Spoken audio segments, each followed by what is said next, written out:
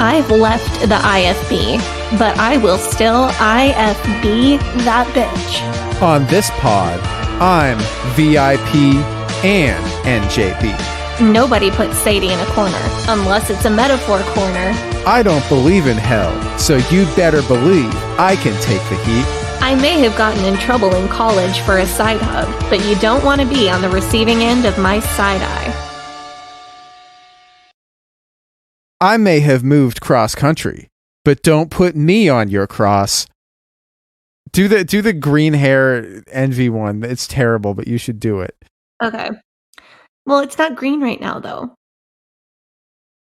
My hair may be green, but it's not from envy. I'm bald, so you won't find one hair out of place.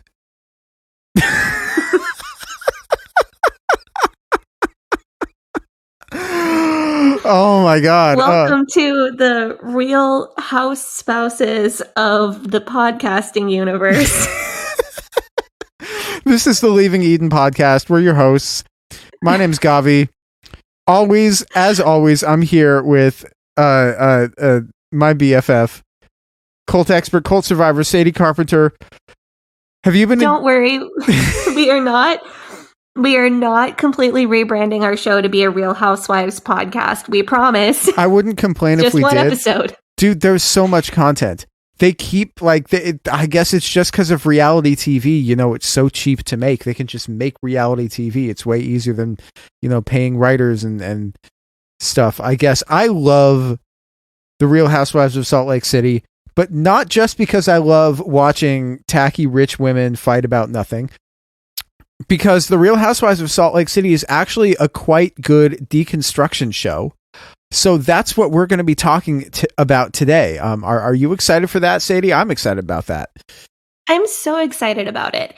I am not as interested as you are in watching tacky rich women fight about nothing. I am more into watching tacky young influencers pretend to fight about love on The Bachelor. It's just not my flavor of trash TV. And no shame to trash TV at all. I love some trash TV. This show, though, is a lot more than rich ladies fighting about things. There's a ton of deconstruction content. And I think this episode will actually be interesting, even to people who have never seen an episode of Real Housewives and never plan to. This is really exciting for me because I've been begging Sadie for months, saying, Sadie, you got to watch Real Housewives of Salt Lake City. It's a great show. It's fantastic. As far as trash TV goes, I feel like Real Housewives of Salt Lake City is the Taco Bell of that because everyone knows it's bad, but it's the best. Well, I've really enjoyed my time with this show so far, and I am going to keep watching it. Just a couple FYIs, I think, before we start. We are not really going to be digging into, is the Church of Jesus Christ of Latter-day Saints a cult in this episode? We will probably talk about that eventually. This one is more focused on broader deconstruction themes, because there's a ton in this show that would be relevant to ex-fundies as well as ex-mos, and pretty much anybody who grew up in a religion with a lot of rules and expectations. I also want to note that we do know that the official guidance from the Church of Jesus Christ of Latter-day Saints is to use the full church name and not refer to them as Mormons. On Real Housewives of Salt Lake City, they use Mormon constantly and almost never use the full church name. So because of that, and because we don't want to make our episode 20% longer, by saying the full name every time, we are probably going to use the shorter Mormon a lot in this episode. But before we get into that, the Leaving Eden podcast is the podcast about my BFF and co-host, cult expert, cult survivors, Sadie Carpenter's life in and escape from the IFB, also known as the Independent Fundamental Baptists, the cult in which she was raised. We talk about this cult, we talk about other cults, we talk about religion, we talk about fundamentalism, we talk about the real and present threat that cults and cult ideologies pose to society as a whole, and it is our goal to promote freedom of mind, freedom of thought, and freedom of religion. So if you get enjoyment out of this show, if you feel like it adds value to your life, then you can subscribe to our Patreon, where there will no doubt be an extended version of today's episode that's even longer and maybe has a little bit more tea than the episode that goes out on streaming. Maybe you want to do that. And we also have extended, uncensored, ad-free versions of all of our episodes, or most of our episodes, up there. They also come out a couple of days early. So that's super cool. Make sure that you check that out. You can also join our Facebook group, which is called Eden Exodus, and you can join our subreddit, also called Eden Exodus, if you want to talk about deconstruction topics, or if you want to talk about just share religion memes. That's a fun place to do that. There's a wide variety of conversation that takes place there. People who had good experiences in religion, people who had bad experiences in religion. Generally, people keep it pretty respectful of each other's experiences. So Facebook group, Eden Exodus, great place to build community with other people who might have nice insights about life and about what you think. And if you do go to join that Facebook group, there are entrance questions that we need you to answer to get into the group. The most important thing is agreeing to our group rules. We really, really work to keep that as positive, supportive of a space as you can when you've got close to 4,000 people in a Facebook group together. We really, really work hard for that. And a big part of that is we need people to agree to the rules so that we have a standard that we can hold people to and make sure everybody is being nice. So if you've tried to enter the Facebook group and your request hasn't gone through, 99% likely that's why. Send us a message if you have any problems with that. We want to get people in the Facebook group, but we need the entrance questions answered. Yeah, we just got to be sure that everybody is going to treat each other with mutual respect and be kind to each other, and understand that our differences are not invalidating to each other as humans. And I think everybody can agree to that stuff. And as long as you agree to that stuff, well, I think we'll let you in. Sadie, do you want to thank our patrons? Is now the time to do that? Sure thing. Yeah. Our I Gave It All Tier patrons are Kathleen Moncrief, Melissa Mosley, Melora King, 1010, and Todd Dale on behalf of his cult survivor wife, Madeline Antrim. Thank you so much to our I Gave It All Tier patrons. Truly the greatest among all humanity. Even greater than the prophet himself, Joseph Smith. Oh, gosh. What have I gotten into? Our Faith Promise Missions tier patrons are Alex P., Allie Allen, Autumn of Our Discontent, Brittany, Chrissa Walker, Dan the Trans Man, Dora J., Eleanor Donahue, Hannah Ross, Hannah Montana, Hoosier X Fundy, Hope Norum, Horton Here's a Shane, Janine Callan, Jen Kaharski, Jessica Tambo, Jonna, Kat Hinwood, Kay Terwee, Kristen Marie, Leaving Eden's Christmas Ho Ho Ho. Morgan, update your name. It's not Christmas anymore. Linda Morgan, Madeline Antrim, Madeline Cusick, Marlena Stuve, Marcia Millard, Mary Williams, Mary Martin, Megan Arndt, Melissa G., Rob the Methodist, Stephanie Johnson, Steve and Amy, Susie, Tara McNamara, and Wes the Cowboy. Thank you guys so much for joining our Patreon and for being subscribers at the I Gave It All tier. Unbelievable to us that you guys subscribe. It's just, oh man. And thank you to everybody who supports us on Patreon, no matter the amount, to people who support us in non-financial ways, like being active and supportive in the Facebook group, sharing us on social media, following us on socials, and leaving us good reviews on whatever podcast app you use, sharing us with friends and family. All of those things really add up and really make a difference. So thank you to everybody who supports this show. So today we are talking about the Real Housewives of Salt Lake City. It is the Real Housewives franchise, I think, was started almost 20 years ago. They'll, set up in various different cities. I think the Salt Lake City variant, the Salt Lake City franchise, started up in about 2020. Yes. The first Salt Lake City episodes aired in 2020.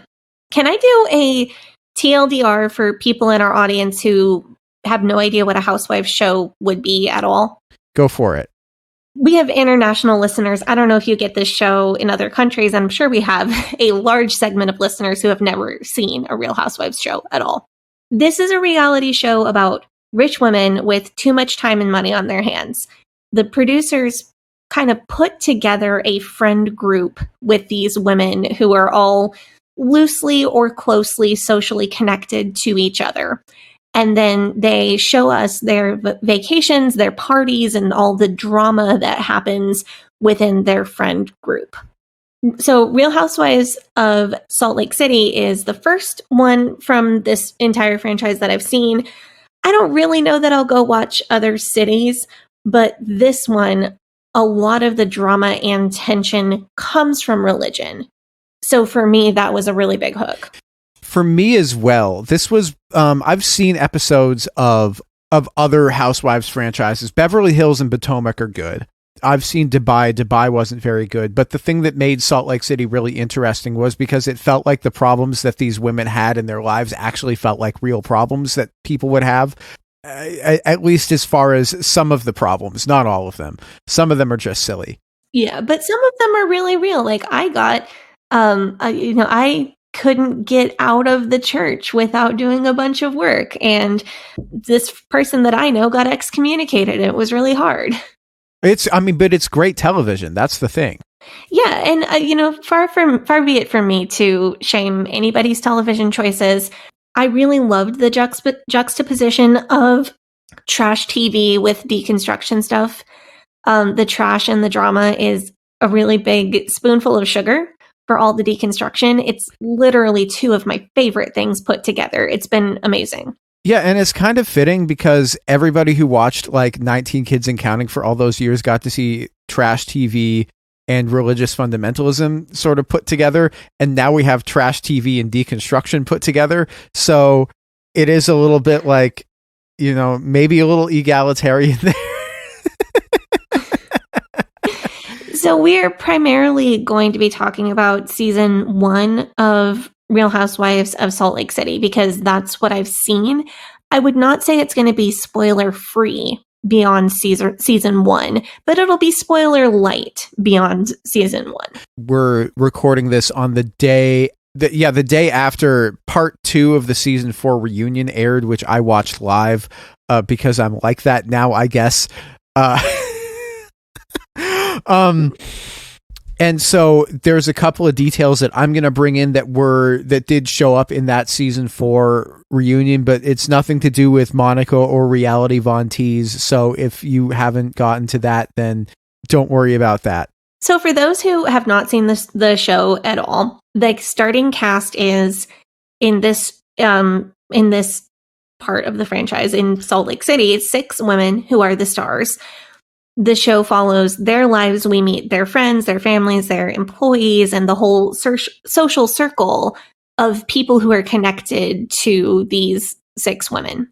So in season 1, the cast is Heather Gay, who is a divorced mom and sort of Mormon, and owns Beauty Lab, which is a plastic surgery clinic. Lisa Barlow, who is a current Mormon. She and her husband own a tequila company together. Jen Shaw, whose husband is a football coach. Jen was formerly Mormon, but has converted to Islam. Mary Cosby, who is part of a husband-wife Pentecostal pastor team.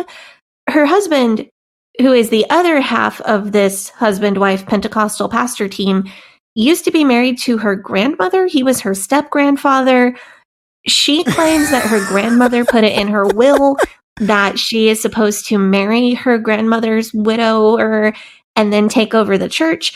Other family members differ. I regret to inform you we are not going to be talking about her on this episode. We have another plan to discuss Mary Cosby at a later I'm going to watch more of the show, and then we're going to have a whole episode about whether she is actually a cult leader, because the answer is probably. Mary Cosby is a reprehensible human being, but she is such a fantastic television personality that... Did you look up her age? Yeah, she's like... Do you know how old she is? She's like 49, right? Yeah, I was so confused because I started watching the show and I'm like, oh, she just recently had to take over this church from her grandmother. And she must have been really young when she married her ex-step-grandfather. And I looked it up, and she was really young when she married her ex-step-grandfather. She was 19.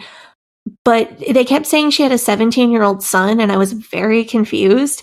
And I thought maybe that's a stepson of some kind, like maybe it's his kid, but she's like 24. And yeah, I looked it up, and she's 40 something, late 40s. Yeah. She has great skin. Well, she looks really, really young, but she also acts like a 25-year-old woman would act, I think, in a lot of situations. So anyway, that broke my brain.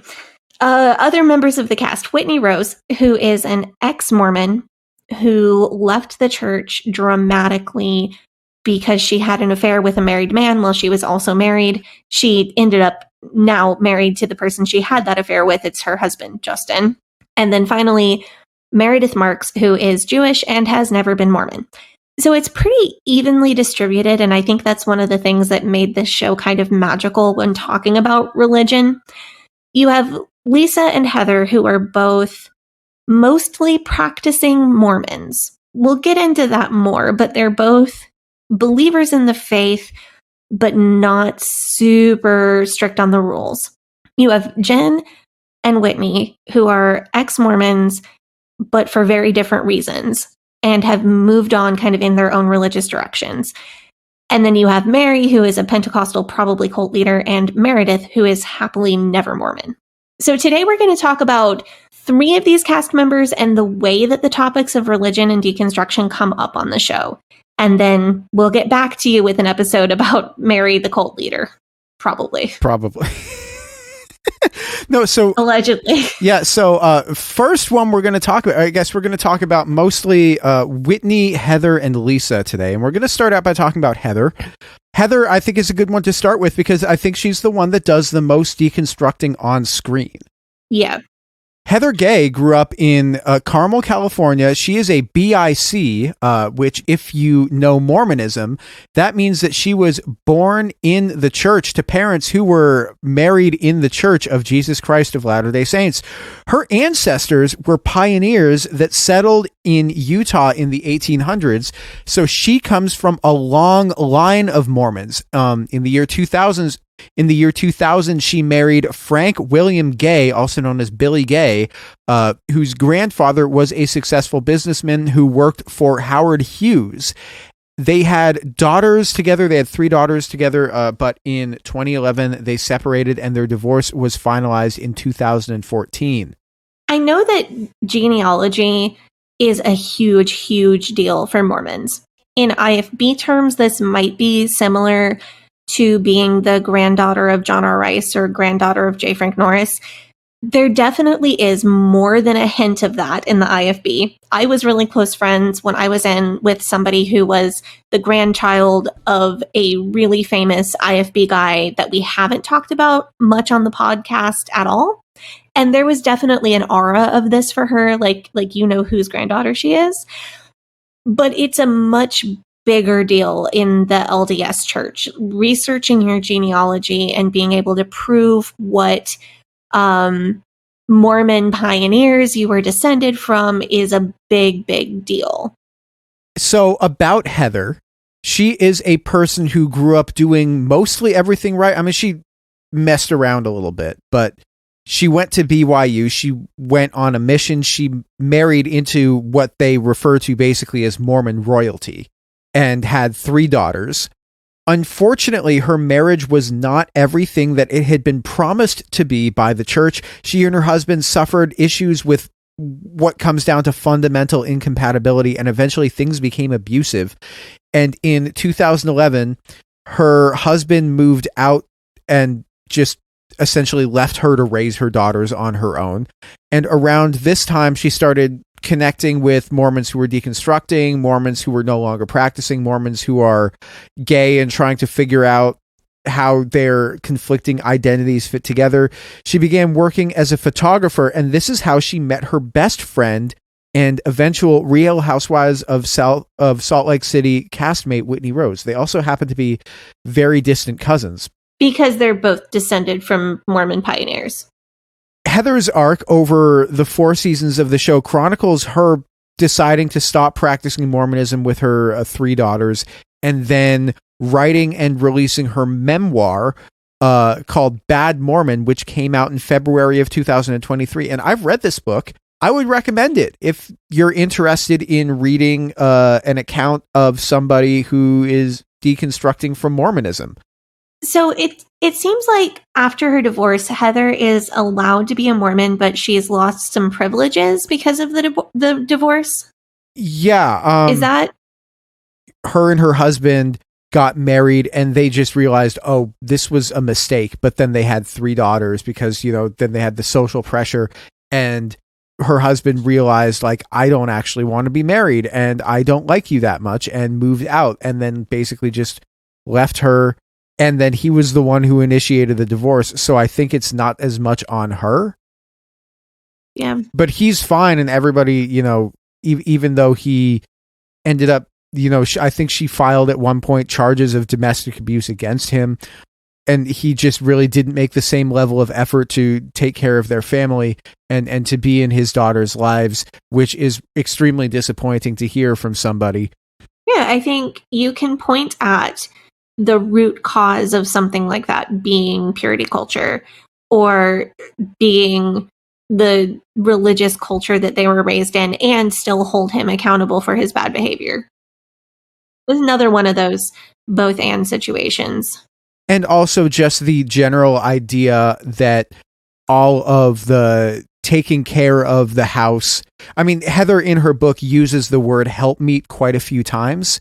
Oof. And yeah, that, and says basically it was up to me to make sure everything moved smoothly and make plans for everything. And if my husband decided at the last minute that he wanted to change these plans, then it was up to me to figure out the logistics of doing that. And he didn't have to actually have to worry about any of the details of that. Just, yep. Yeah.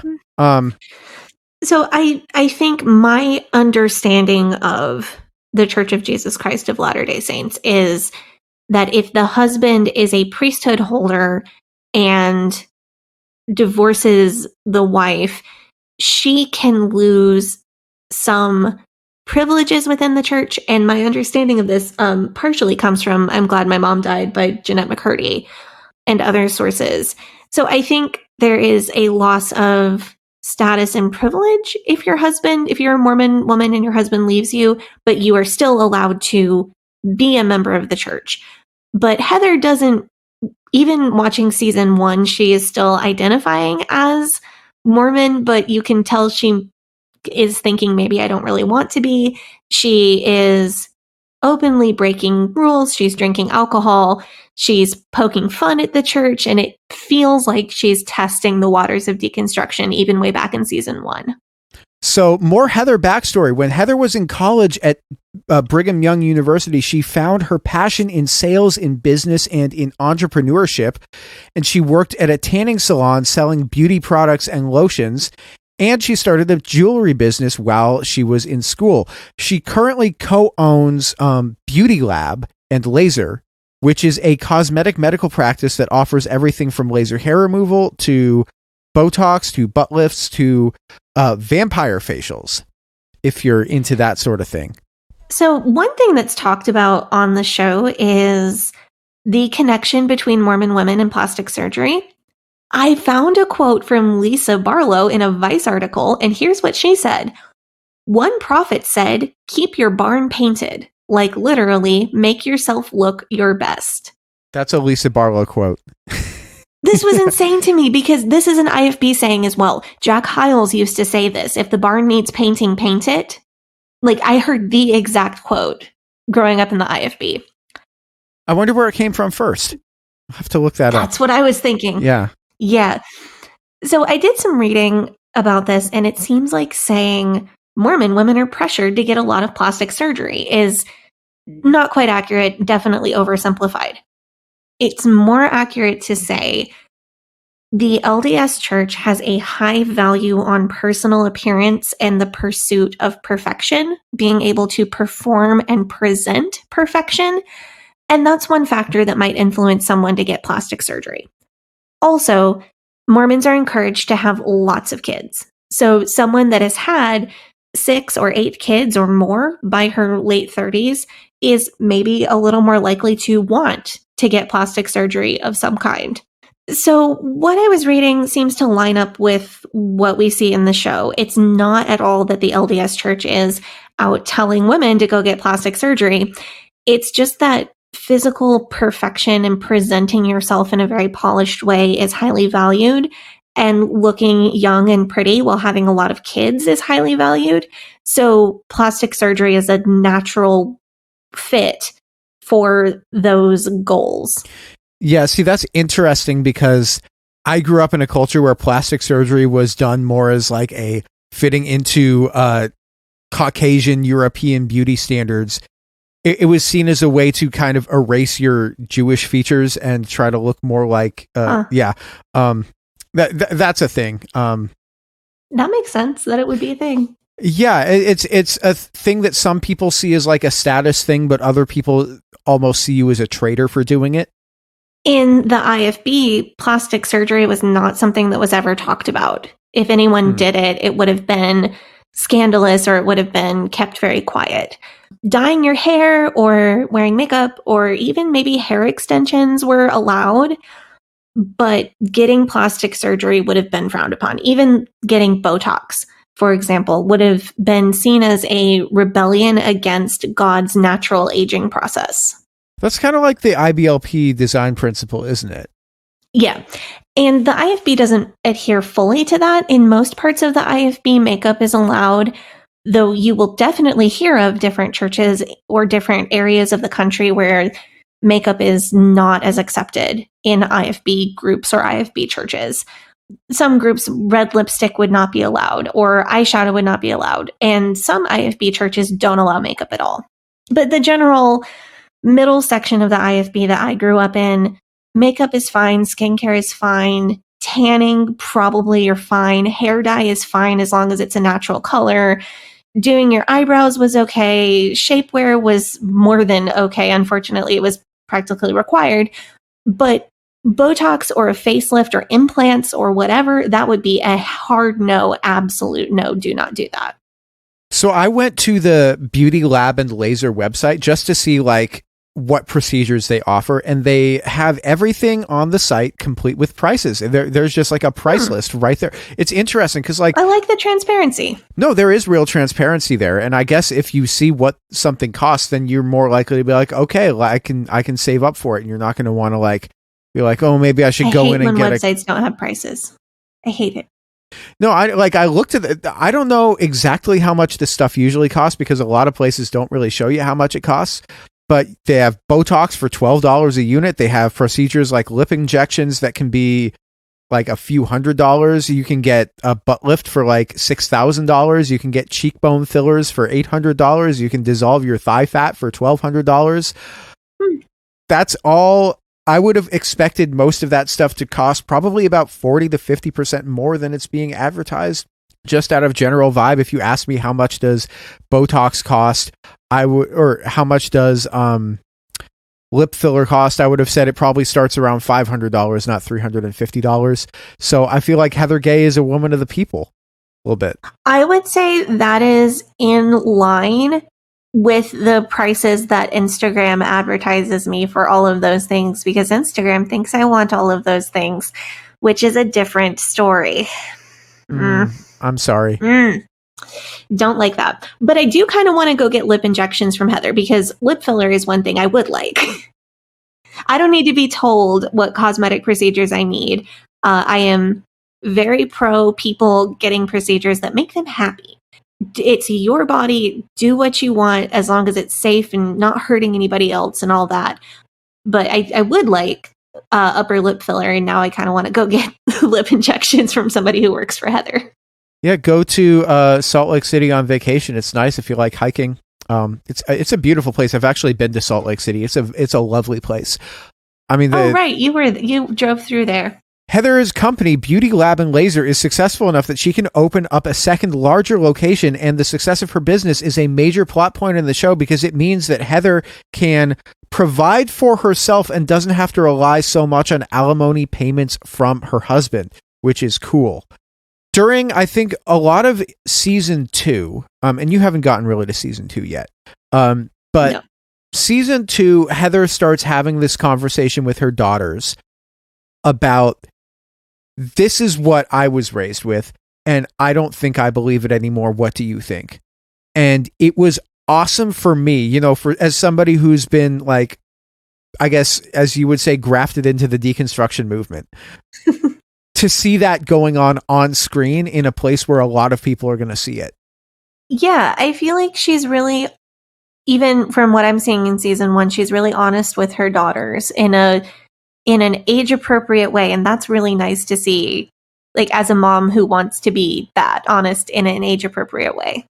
Another plot point, Heather's oldest daughter, Ashley, gets into UC Santa Barbara.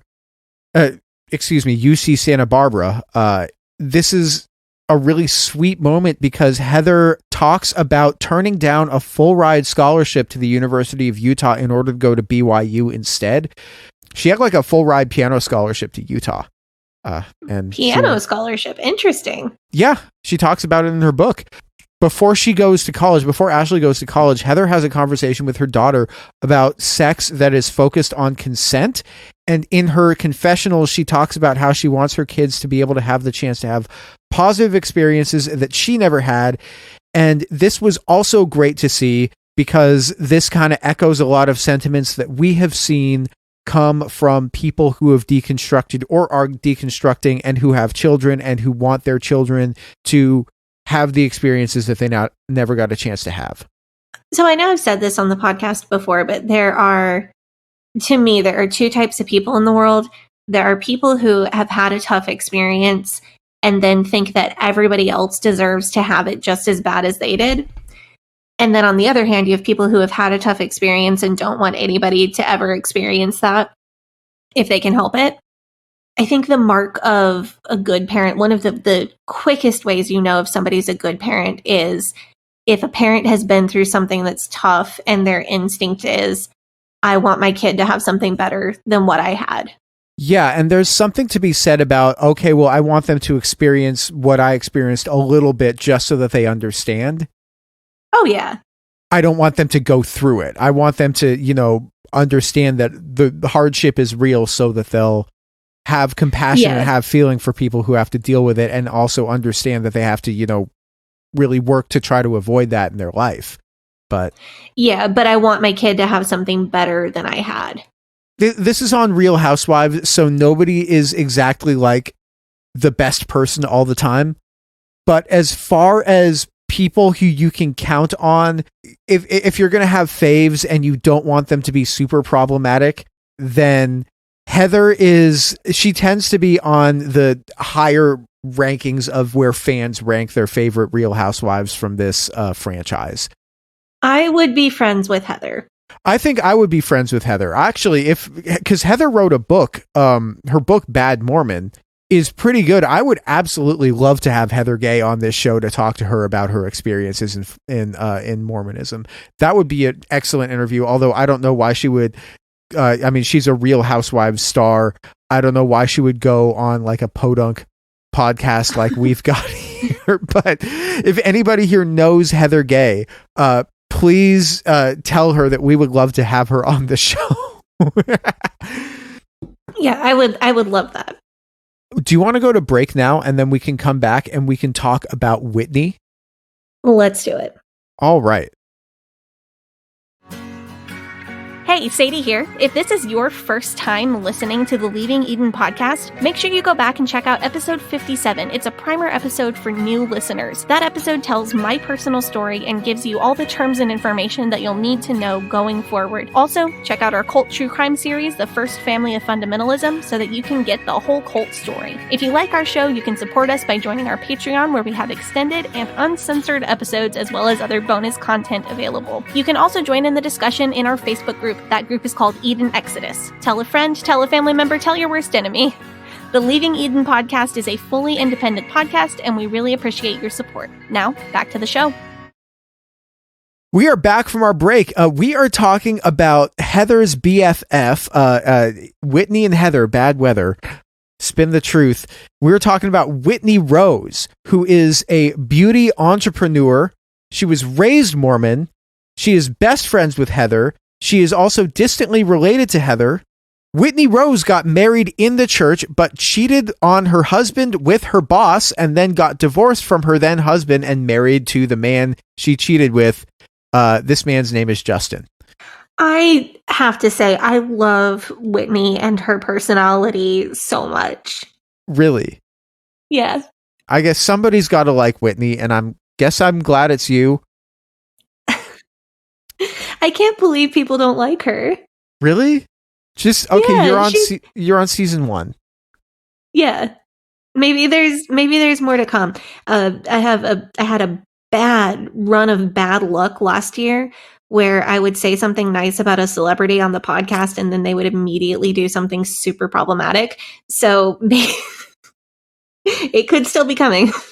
Whitney, I don't know if Whitney's ever done anything problematic, but fans tend to like her husband Justin more than they like Whitney, because a lot of times people see Whitney as like annoying and dramatic and like trying to have her moment, so to speak, but she's also low-key just super gullible. So if you want a rumor out there, then you can say to Whitney, I heard a rumor about, I shouldn't tell you.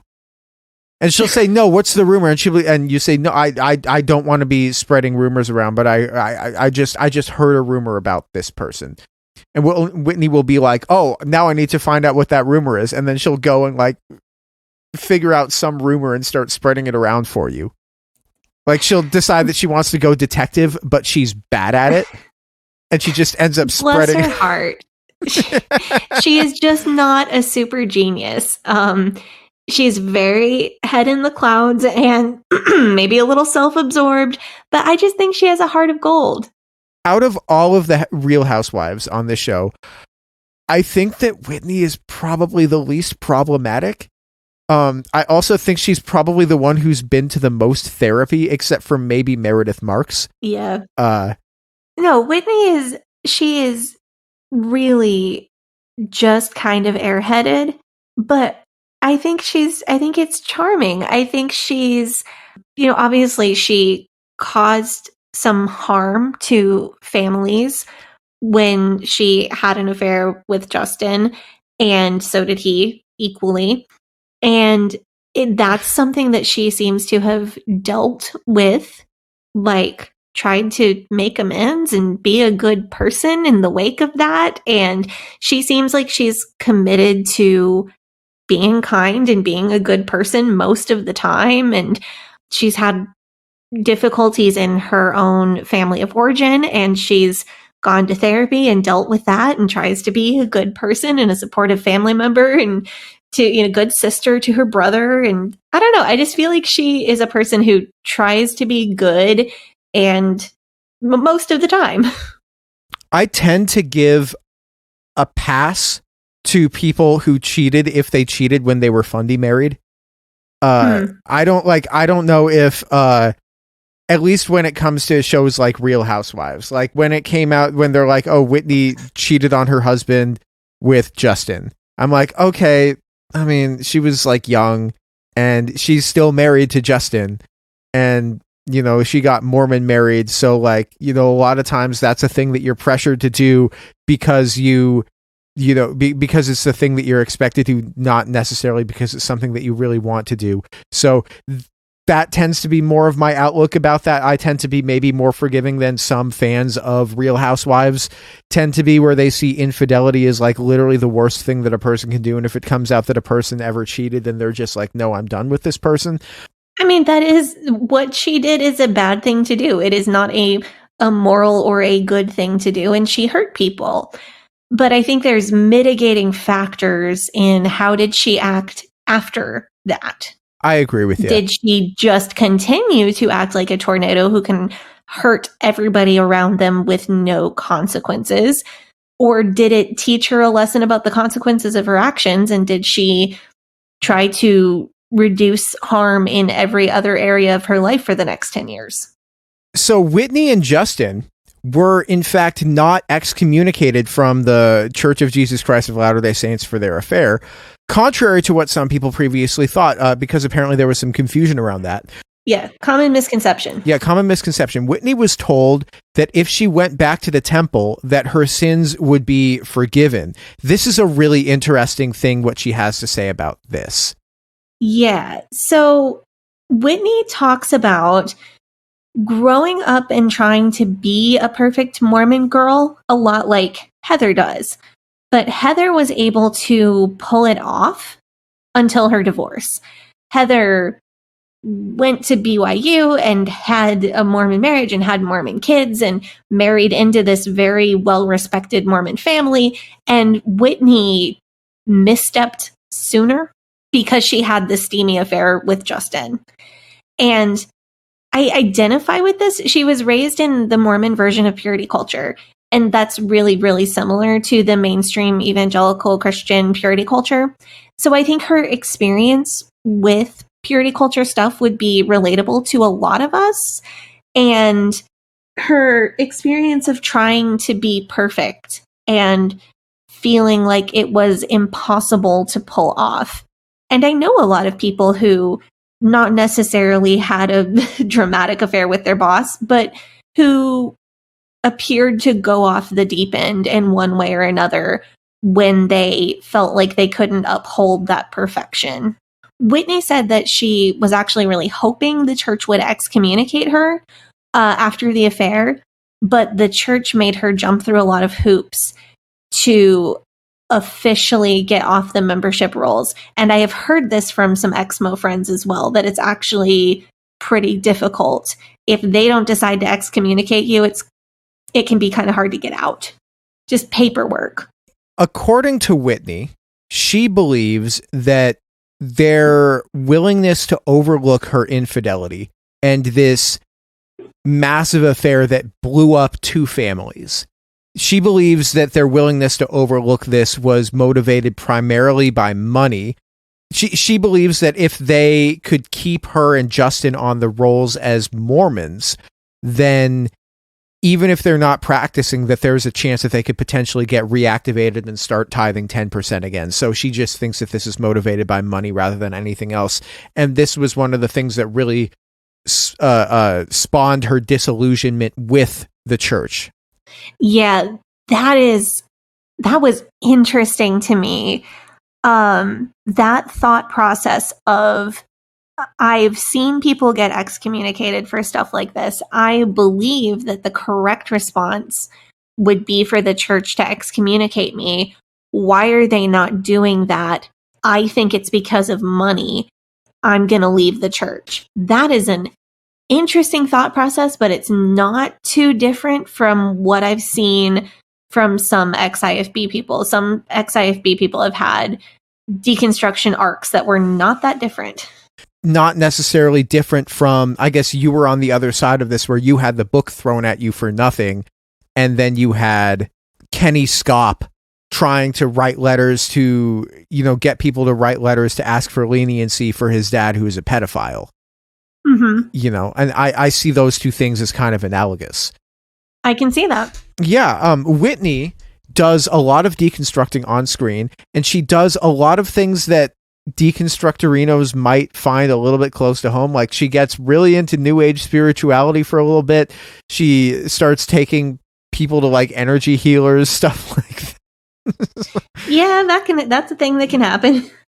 So Whitney's dad and his experience with the church is also a big plot point in season 1. Whitney really loves her dad. She grew up in a blended family where she had half siblings by her mom and half siblings by her dad. And then she was one of 2, I think, siblings born to both her mom and her dad after the family was blended together. Whitney's dad has struggled with substance abuse issues, and he felt judged and pushed away by the LDS church. So he is looking for help elsewhere. And this is something she bonds with her dad over because they both had this experience of feeling unwelcome or feeling pushed out by the LDS church. And it was really sweet to see her almost leading her dad through that experience because she's already had that experience and come out the other side, and he's still in the middle of it. Thing about Whitney's dad is really sad because, you know, she makes real sacrifices to try to get him help, and then he just completely skips out on her. I fucking hate Whitney's dad so much. I hate his stupid wig.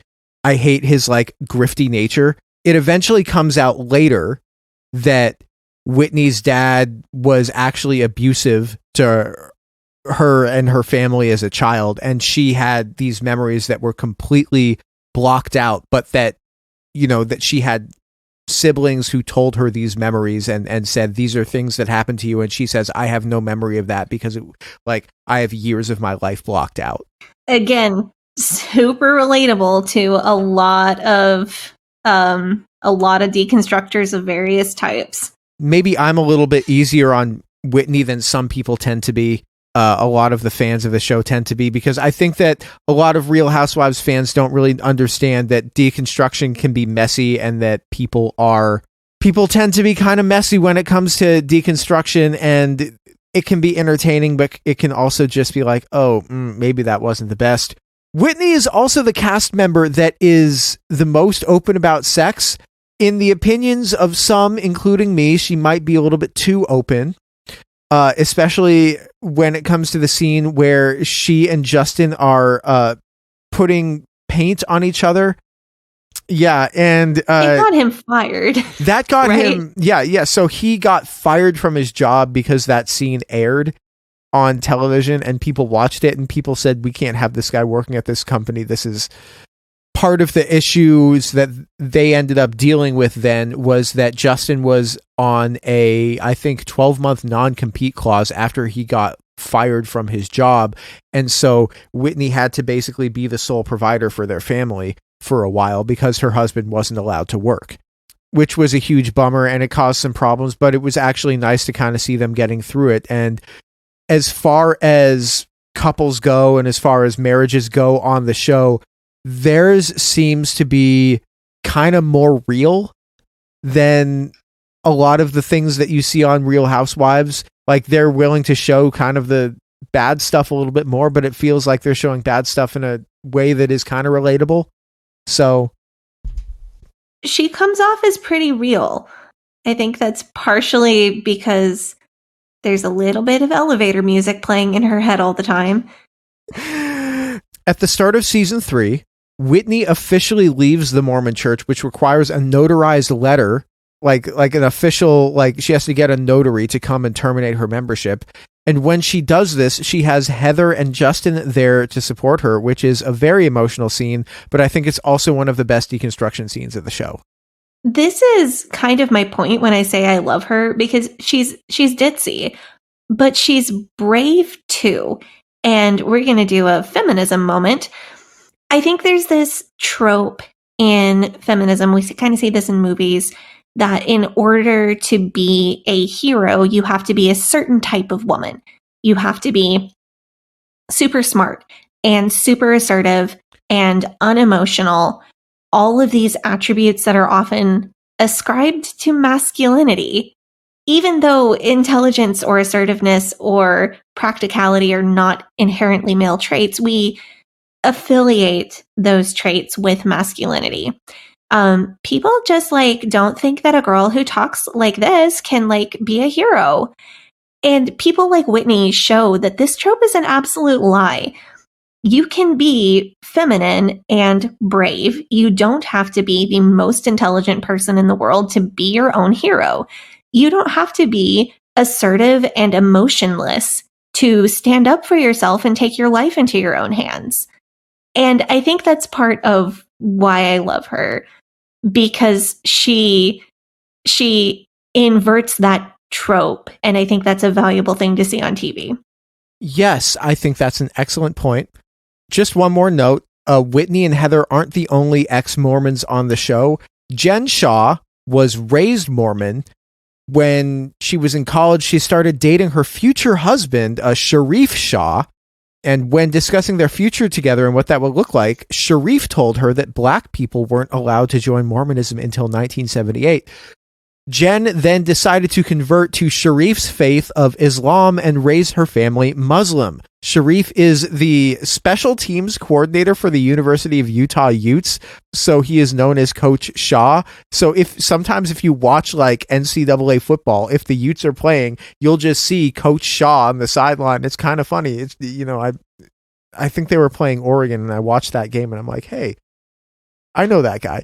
It's like a bonus Real Housewives episode. I think Coach Shaw is probably the only universally loved cast member of Real Housewives of Salt Lake City. He just seems like an excellent person. And even though like Jen is in prison for fraud, everybody still loves Coach Shaw, to the point where like most cast members of Real Housewives are on Cameo. Sadly, Sharif Shah is not on Cameo. I know this because I've tried multiple times to try to buy a pep talk from Coach Shaw, but it's not available. He seems like a really steady, dependable guy. I'm thinking of the 1920s party, Whitney's 1920s party in like season 1, episode 4, when Jen kind of lost her on Mary. Oh God. I mean, Mary Cosby is like legitimately a lunatic. Jen seemed like she was out of her mind in that moment, but like Mary Cosby is actually the kind of person, like you should see the end of season 2 hot mic moment from Lisa Barlow. I'm going to get there. You'll get there. I'm going to keep watching this. It may take me a while, but I'm going to keep watching this. Jen was super drunk and she called her husband like, come get me. They're attacking me. And he's just like, okay, baby, coming to get you. I'll be there in a minute. And then he has the conversation where he's like, Jen, you're always drinking. And whenever you are drinking and stuff, this like, you know, this is against the principles of Islam. he's like, we just got, and I'm just like, you know what? That's a good point, Coach Shaw. But he's just like pep talking his wife. And I love that energy in their marriage. She will call him for a pep talk. And he'll okay, baby, here's what we're going to do. Here's the plan. We're going to do it this way. I believe in you. You're going to get it done. And I love that energy. Jen, from what I've seen so far, she has just been too involved with her own drama with Mary to speak about her religious views, which I think is kind of a shame. Jen is Hawaiian and Tongan, raised in Utah in the Mormon faith. She talks a little bit about racism in the church. She was perceived growing up as a Black woman because of her appearance, because people would assume rather than knowing that she was Hawaiian and Tongan.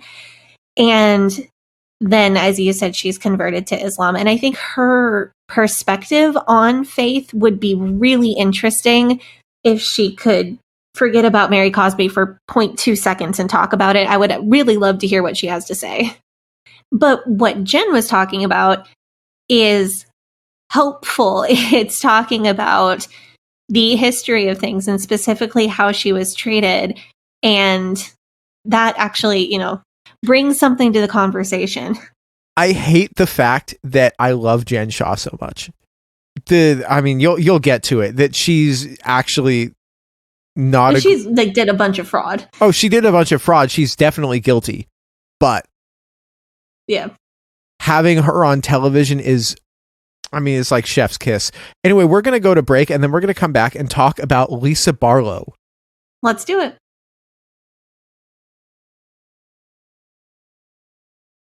We are back from our break. We're talking about Lisa Barlow, aka Baby Gorgeous herself. Lisa Barlow is, if you go to a survey of Real Housewives of Salt Lake City fans, Lisa Barlow probably gets the number one most favorite housewife votes. That's funny because she's pretty much my least favorite. She grows on you. We'll see. She'll grow on you. If you were going to rank the housewives, how would you rank them? I don't know if I'm far enough in to have a definitive ranking. But I like Heather and Whitney. I like seeing Mary is entertaining, but the Mary, there's this quote from Mary. She has all the women over to her house to do like an I'm sorry party. Let's talk about our feelings and like each other again. And she buys them all like fancy notebooks and stuff. And at this party, she's serving them champagne. And she says, yeah, back in 2006, there was this huge heat wave in California and like 4,500 people died. And it made the best champagne of all time.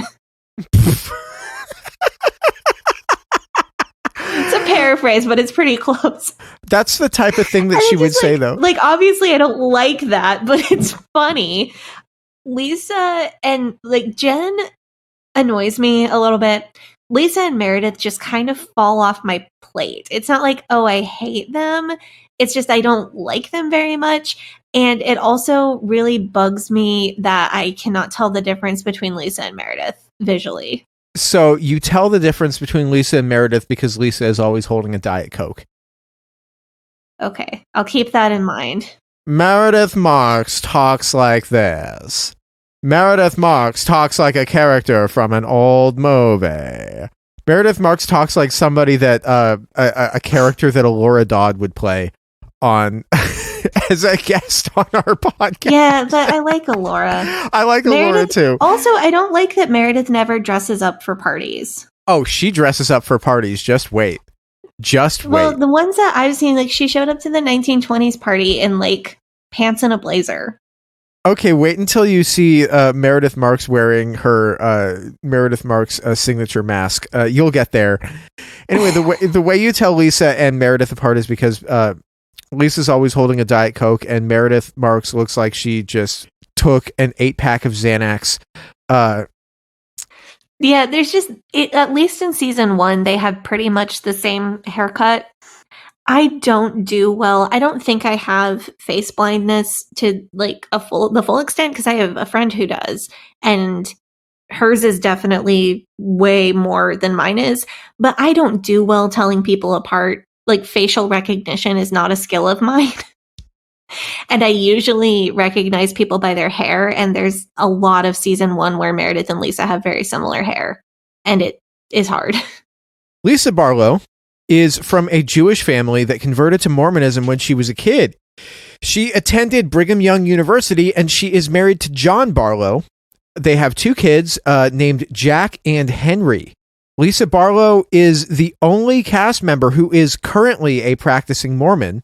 However, she is sometimes what is referred to as Mormon 2.0, because while she is a Mormon, she does a lot of things that are not necessarily sanctioned by the Church of Jesus Christ of Latter-day Saints.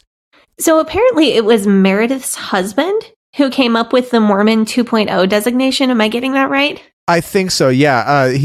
I think he said Mormon 2.0. Also, everybody loves Seth. Seth is fantastic. I have not met him a whole... Wait, are they the ones who were separated and then got unseparated? Yes. Okay, I have met him.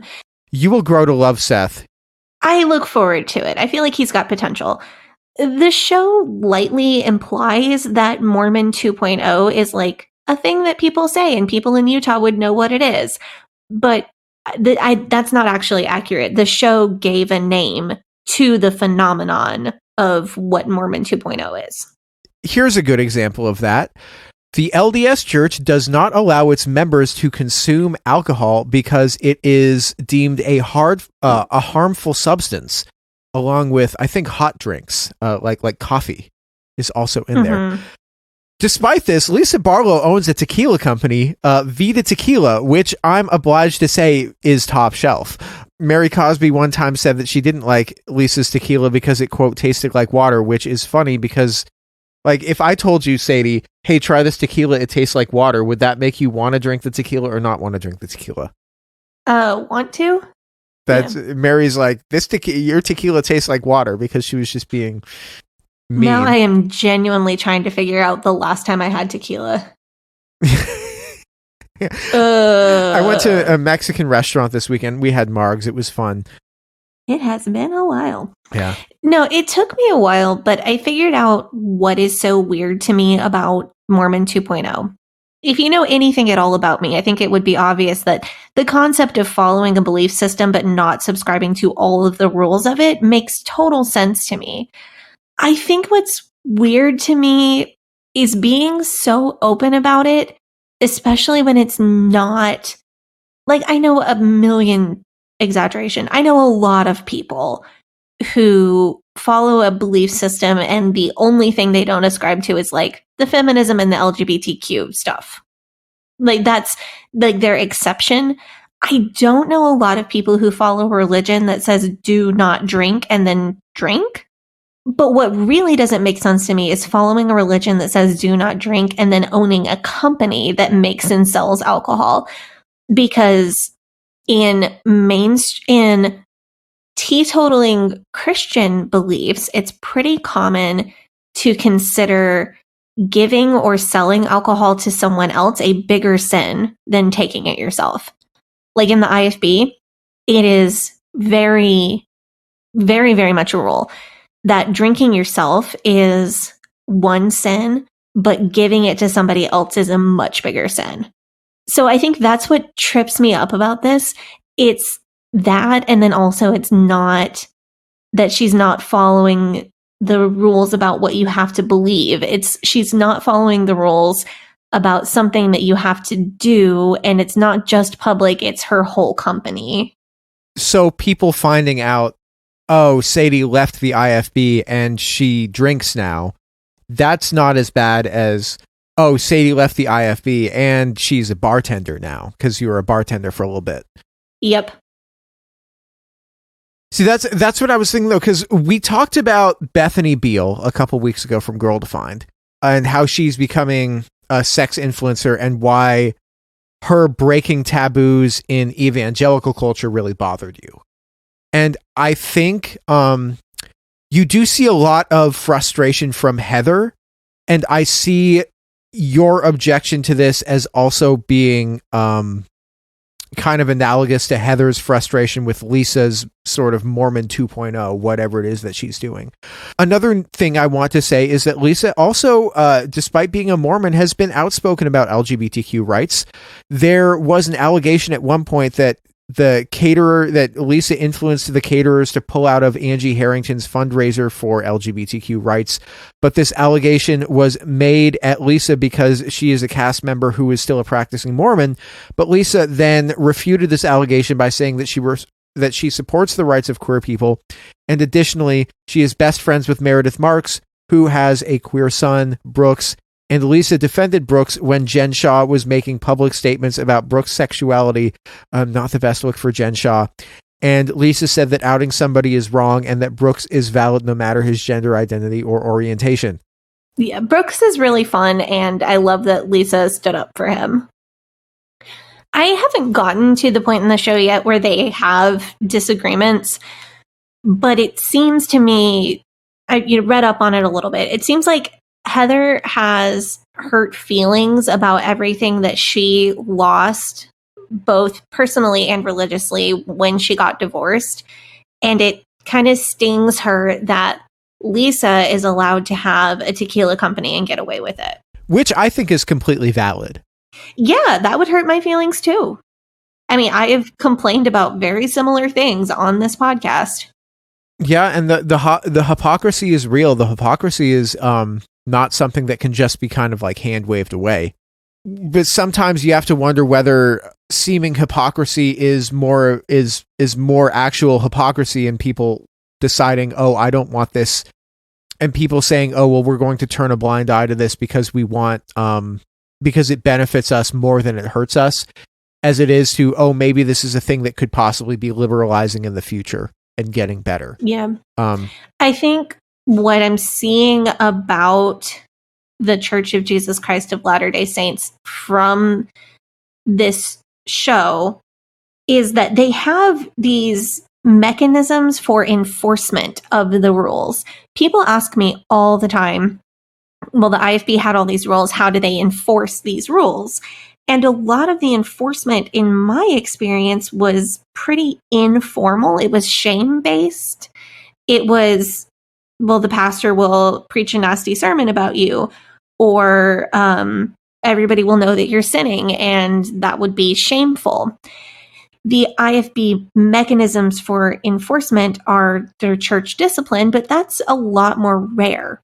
The LDS church has a lot more formal avenues for enforcement of their conduct rules, like rules about drinking or rules about clothing.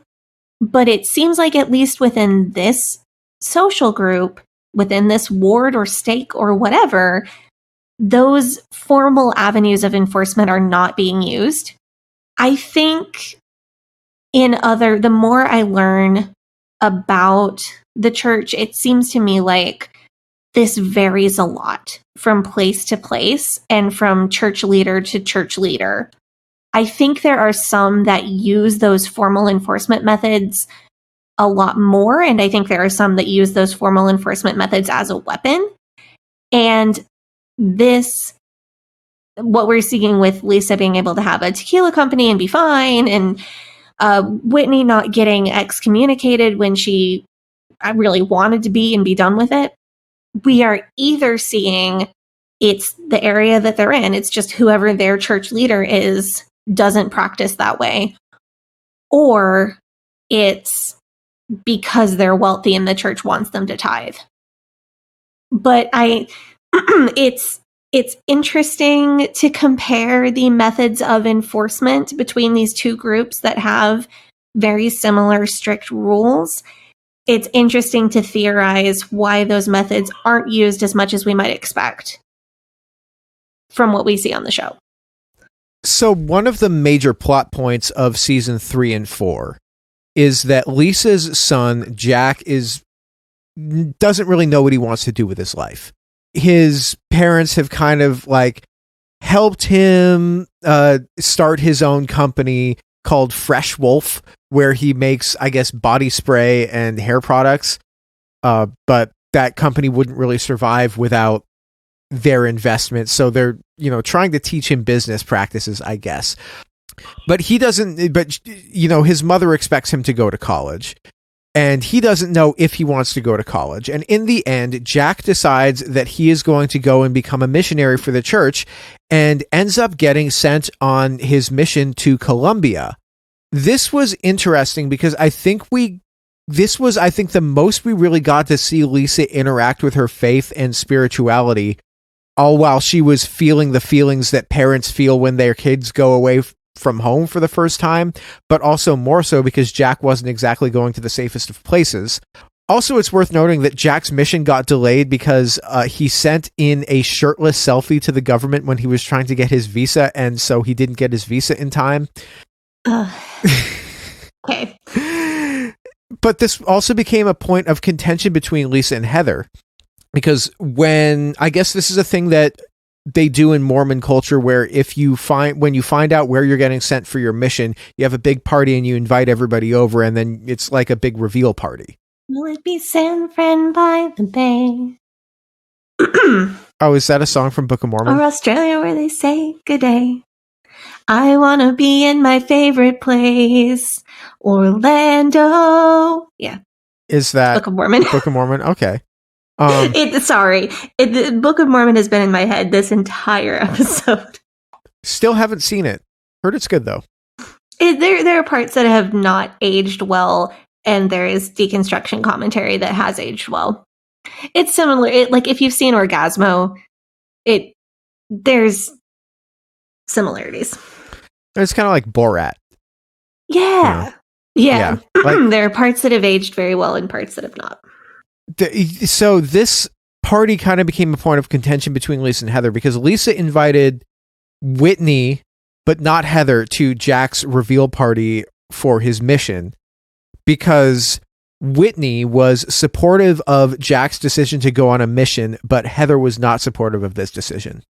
So did they portray him going on a mission as being really optional, like something he can just simply choose to do or not do? Yes. that he wasn't expecting, like his parents weren't expecting him to decide to go on a mission. And he decided himself and then told his parents, and his mother was surprised by this decision. She thought that he was going to go to college somewhere. I had to look this up because I thought that women have more wiggle room, but men absolutely have to go on a mission in order to be in good standing in the church and then like later get a temple recommend. And it turns out that I was wrong about that. So some people would say it's a duty of the religion to go on a mission. So if you don't go, it's a sin because it's your duty. And if you don't do your duty, then you've sinned. But it's not cause for being kicked out. And not doing a mission will not in any way prevent a person from later being a member in good standing. However, I do know that what Lisa is showing us is Mormon 2.0. And I am really not convinced that the majority of Mormon young people feel like they can choose as freely as Jack did. Right. And that's kind of the vibe that I get, where whenever I hear Lisa Barlow say something about Mormonism, I'm like, okay, but this is Mormonism with all the privileges. Mm-hmm. This isn't necessarily the Mormon, like, right. This certainly isn't what somebody in like FLDS experiences, but it may not be what people in some Mormon ward somewhere else in Utah experience either. A couple weeks ago, we put out an episode about Bethany Beal, Girl Defined, State of the Snark. We've had a lot of excellent feedback from listeners about what they thought about that. And there's one response that I thought was very interesting. And there was a post made by Autumn in our Facebook group, which I don't want to read the whole post, but to sum up, she basically said that she sees a lot of the fundy snark as like analogous to her words, not mine, whole atheist phase in the 2010s. And the combination of what internet culture was at the time and like being freshly deconstructing, plus the environment of living in Texas and being surrounded by a very aggressive conservative form of religion, heavily contributed to the animosity towards religion. And that's sort of what I see going on here with Heather, because Whitney and Heather have both been hurt by the LDS Church. But Whitney has been out of the church for about 15 years longer than Heather has. So she has done more deconstructing. And she also is able to kind of compartmentalize. I want to support my friend and her family, and I support and respect this decision. Whereas Heather isn't able to so much do this as much, even though Heather and Whitney don't have any more love for the church than each other. Mm-hmm. Than the other one would. I can really relate to Heather because she's sad that she wasn't invited to this party, but she probably knows that she had no business being at this party because it's really not something she is able to accept or support right now. Yeah, and this party was happening pretty soon after Heather had come out with her book called Bad Mormon, and her book was not exactly casting the most positive light on the church. Well, I think just based on my own experiences, I would guess that Heather knows that she doesn't need to be there, but she's still got FOMO. Mm-hmm. So one of the first things that really turned me off about Lisa, in the first few episodes, there's a scene where she is in the car and her 8-year-old is in the back seat, and she's asking him questions about church and what do you have to do to be a good Mormon. And the first thing this tiny little kid answers is, don't look at porn. I laughed so hard when that happened. Dude, it bummed me out so bad. Because I feel like this kid is being pushed into purity culture unnecessarily. Like, he's 8. He's 8. And I know that kids in school often get exposed to adult materials by other kids. It's an age-old story. It's a thing that happens. I think having a conversation with your kids about adult things and the potential that they may be exposed to pornography and internet safety, I don't think that needs to be a punitive discussion or even a religion-based discussion. Like, y'all know, I like to work ahead. I like to think ahead on parenting things because I want to know where I'm going so I'm prepared when I get there. And it seems like the consensus from consent-focused and sex-positive parents is when kids get old enough to have an awareness of porn is a thing that exists, you tell them the truth. You tell them it's not good for their developing brains because their brains are not developed enough to know what to do with that information. And that's why they shouldn't look at it and avoid being exposed to it. Because that's the actual truth. This is why, aside from any religious or moral beliefs about sex, this is why it is not good for you. It really just did not sit well with me to see this kid being given a flimsy reason to avoid something when there's a better and more honest reason to avoid that thing. And when it really may not be something he needs to be worrying about at 8. It's like, that is not the way that I would want my kid to be exposed to the idea of adult content. Right. And I think that as far as a lot of these parenting things go, you're, I don't want to say more left wing, because that's not really you're like really on this stuff though. Yeah. I think that what's going on here is that a lot of people don't necessarily think about the ideological or philosophical roots or meanings behind the rules that they follow. And I know that you were personally raised in a home where you had a father who wanted to be sure that you had the intellectual understanding of the doctrines, and it wasn't just do this, don't do this because God says so. Especially with people who are fundamentalists in their beliefs, or who are more ecumenical and who are maybe a bit more universalist in belief than how you were raised. Maybe they're willing to see rules and doctrines as ivory tower and not follow them as closely.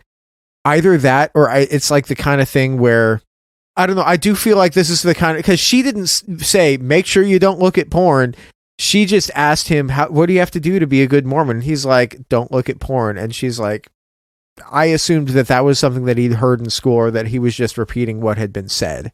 I completely agree that it's a good thing to have that talk with your kids. And that includes internet safety and their own safety on the internet, however much or little you let them access it. To me, that was a red flag if that's something that he's associating with religion. Religion is not a particularly good reason for a kid. Like, there are so many much bigger and better and more important reasons to tell a kid, hey, stay away from this type of content. It's not good for you. I feel like even religious parents would stand to benefit from giving their kid non-religious, scientifically based reasons to avoid adult content. And to me, that says, oh, this kid is being scaremongered at church about religion. The other thing I'm thinking about is that this is a kid who has an older brother who's a teenager. Yeah. He probably heard his parents telling his older brother, what do you have to do? Make sure you don't look at porn.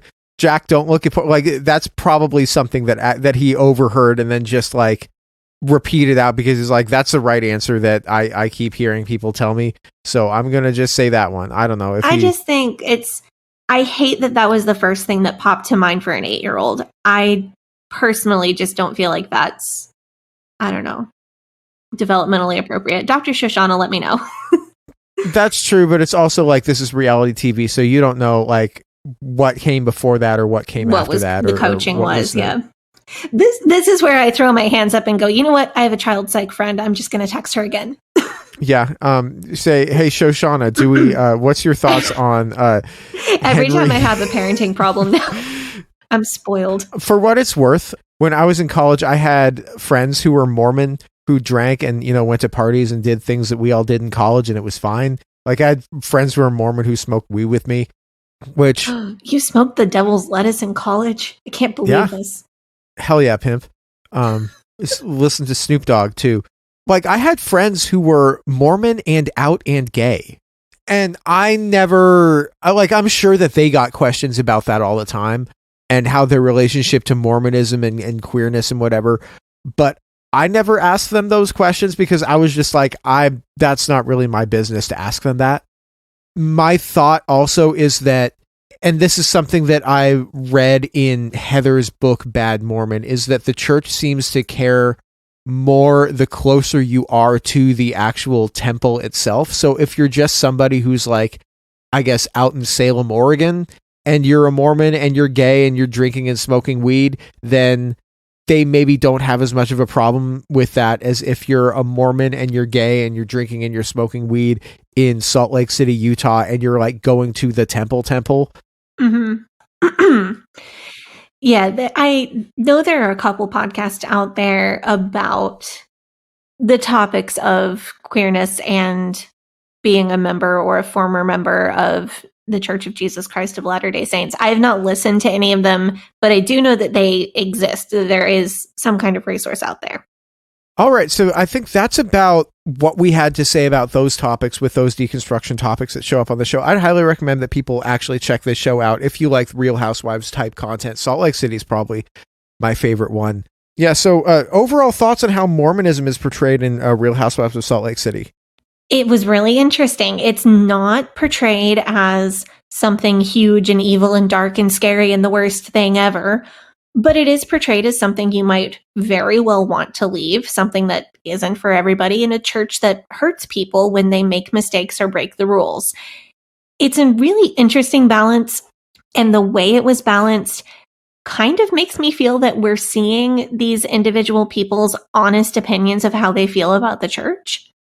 Like when Jen says that her husband's main objection was the church's history of racism, I buy that.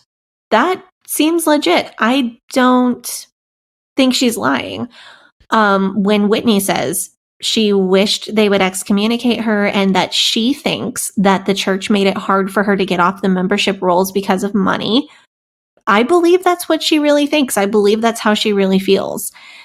Even when Lisa says she really loves being Mormon and feels secure and happy in her choices, I believe that's how she really feels. I think she would feel differently if she were held to the actual rules of the church. But when she says she's happy, I tend to believe her. I also think that portraying it like that, where you show the actual realities, is much more of an effective way to have a real conversation about what are the harmful aspects of something than trying to make it into a boogeyman. I don't think that we're necessarily in a position to talk about whether or not a church's doctrines and mythology is true or false, because I don't really think it matters that much. The thing that I think is that is we ask, is this a thing that could potentially be reformed in the future and to make it less harmful to people so that the people who are members would have a version of whatever it is that they follow to, you know, that maybe makes it easier for them to live if they're a queer person or if they're just a woman who just wants to have, you know, a more agency within their own life. Yep. Consent and harm reduction. Right. And while some people would say no, I would personally point to like the Catholic Church and say, look, I mean, what was the Catholic Church before Vatican II and what are they now after Vatican II? They're different. And that's not to say that the Catholic Church doesn't have serious problems with it, but it's also to say, look, change is possible. Yeah, my opinion is always people are going to do religion.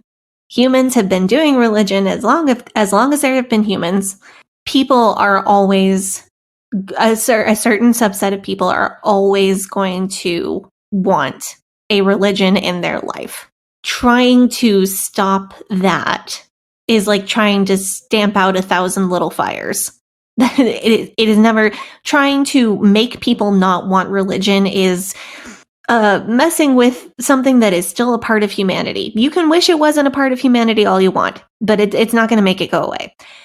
What you can do that makes measurable change is give people more opportunity to consent when they are learning about a religion, when they are getting into a religion, when they are choosing to leave a religion. Enable people to have full informed consent more and practice harm reduction for those of us who are in some religion. Find the things about your religion that can be harmful and try to weed them out and try to get them out of the system. To wrap this up, do you want to possibly cast Real Housewives of Fundamentalism? Yes, there's no way you are going to let me end this episode without doing that. No. Okay. So I want to set a set of ground rules. I think that you can pick people from any era of fundamentalism, and they all come forward in time to exist now as they existed in their era. Okay. You have to build a cast of between 5 and 7 housewives, and they don't all have to be fundy, but they all have to be in some way fundy adjacent. Okay. Who do you have? Who do you think you're taking?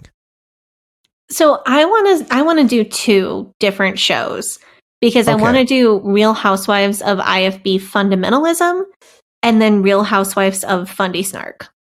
Because I kind of combined the 2. I have some of both in mind. So what do you have?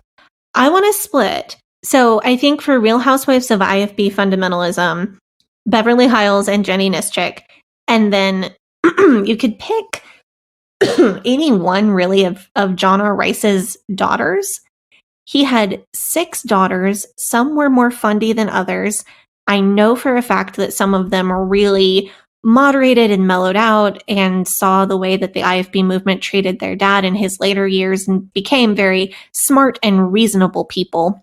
And then maybe you could do J. Frank Norris's wife, because she would always have some kind of drama. Like there's a trial, there's a house fire, there's a church fire, like there's a lot of fires. I feel like she would always reliably bring the drama.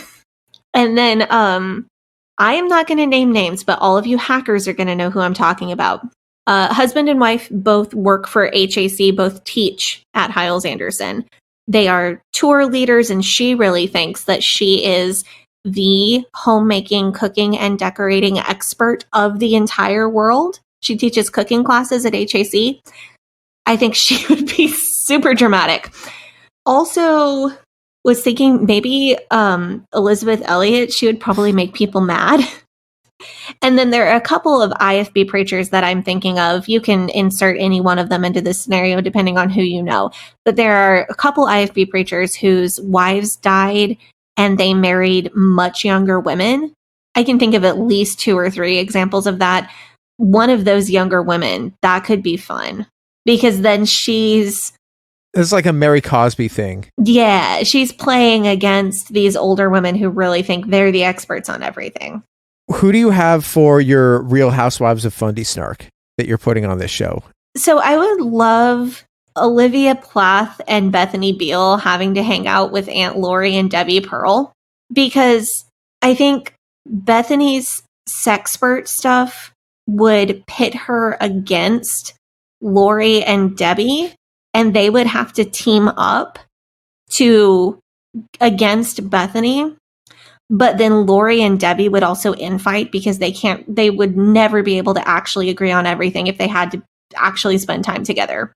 And then I think if we paired Olivia in kind of a triangle with Bethany on one side and Ginger Vuolo, Olivia and Ginger might either really love each other or kind of secretly hate each other, but have to team up against Bethany. Or Olivia and Ginger might hate each other so much that one of them would be willing to take sides with Bethany.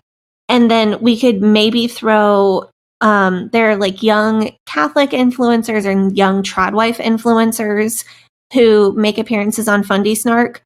If we could pick the right one that would sometimes be allied with Lori and Debbie on like tradwife stuff, but want to be cool and social media popular with Bethany and Ginger, and then kind of bounce between the 2 groups, that could maybe make something. So they could be like a friend, or they could be like yeah, not like a main cast member. See, what I did was I kind of blended the 2, because I was thinking about this also kind of like you were, in pairs. So my first pairing was going to be Beverly Hiles and Jenny Nischik, because obviously you pick Beverly Hiles and Jenny Nischik. That is just far too spicy to not have a reality show about. The second pairing that I had was like you had with Bethany Beal and Lori Alexander, aka the Transformed Wife, because you know how on this show on Salt Lake City, every time Mary Cosby sees somebody that she doesn't like, she becomes completely unhinged and starts saying the most mean, cruel things possible. I think that Lori Alexander would become completely unhinged every time she was around the pants wearing, sex discussion having Bethany Beal. And because Lori Alexander just has that Mary Cosby-esque combination of complete disconnectedness from reality and also the ability to make conflict out of the most inane minutia that would, I think, make for great television. Yeah, I just think Lori needs a tenuous ally. Do you think that Lori would get along with, I mean, because Beverly Hiles is married to a big name pastor. I think that she would have a tenuous alliance with Beverly Hiles, but that also she would be like, if Beverly Hiles was doing XYZ thing, then Jack Hiles wouldn't have left her for Jenny Nischik, so it's really her fault, which not the best, but it would make for great television. I also think that in order to do this, you also have to have a pair of ex-fundies. Oh, you want a pair of ex-fundies. I want to do a pair. So you have like two actual wives of IFB pastors, and then you've got, or not wives of IFB pastors, but like, you know, you've got like two very like Hiles Camp IFB. You have Beverly and Jenny. And then you have Lori and Bethany, who are big on social media, but for opposite reasons. And then I want a pair of exes. And I think for this, I'm going to go with Olivia Plath, like you went before. I think this is a good choice because she has reality TV experience and it'll lend itself. You did give me that idea, yeah. I think that will lend itself well. And the other person who I'm going to draft into this is our friend Heather Heath. Oh, no. Which, Heather, I'm sorry if you're listening to this. I'm sorry for putting you on a TV show with Bethany Beal and Lori Alexander. You don't deserve that. But I would absolutely love to put Heather Heath in the same room with Lori Alexander and just to watch Lori Alexander's, like, the vein in the side of her face just, like, bulge out and, like, explode and give her a brain aneurysm just being around Heather. Which I think would happen. I think Heather would make great TV, but I would maybe rather continue expanding our franchises and have Real Housewives of Fundamentalism. No, you have to have the exes and the current fundies and like the old school ones and like the new school ones and then like the people with their foot out in, like halfway in, halfway out, and you have to have the people who are you have to have them on the same show because that's how you get conflict. Yeah, I know. I'm too conflict avoidant because now I'm envisioning a reality show that's just like me and Heather and Lindsay doing fun ex-fundy stuff and not ever having any conflict or drama. I mean, that would be a fun thing for you guys to do, but it wouldn't make for good television. I think Heather would save it. She's so funny. It would literally not matter what Lindsay and I were doing. Just be Heather making jokes. Yeah, sure, but like, I mean, you guys could get a podcast together, and that's fine. But like, it wouldn't have the spice of like the reality Von Teese reveal, or the Lisa's hot mic moment, or Jen Shaw getting arrested. Yeah, they're on the trip to Vail. I would feel bad making Heather hang out with those people. I don't think I could do it. I would too, but this is a hypothetical TV show that we're talking about, and I think that if I didn't know Heather, I would find this show fantastic and entertaining, and I would never want to stop watching it. Well, let us know who you're casting for Real Housewives of Fundamentalism or Real Housewives of Fundy Snark would be. Hope that y'all have enjoyed this episode. I really did. We're going to come back at some point and do Is Mary Cosby a Cult Leader sometime after Sadie finishes season 2 of Real Housewives of Salt Lake City. So that should be fun. Because I watched videos of her church service and I was like, no, this is just like a regular super charismatic Pentecostal church. It's not a cult. But then I found some more information, unfortunately. You didn't see the video where everybody in the church was telling Mary Cosby about how she was their best friend and she is literally God. Yeah, see, that's culty. Yeah. So we'll do that later. You know what I might do? I might just like if I'm bored, maybe I'll do like a patron live stream where I do, you know how people do like tier lists and alignment charts if they're bored and want to just make content? Maybe I'll do that. I don't know. I support you.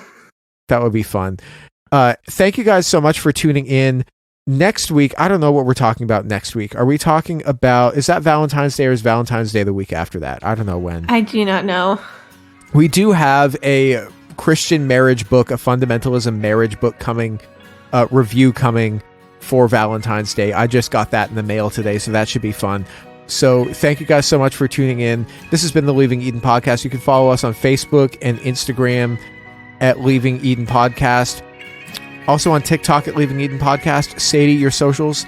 You can follow me on Instagram at Sadie Carpenter Music, on Twitter at Hell Yeah Sadie, and on TikTok at Sadie Carpenter 1. And you can follow me on Facebook and Instagram at GAVRIELHACOHEN. Thank you guys so much for tuning in. Bye-bye.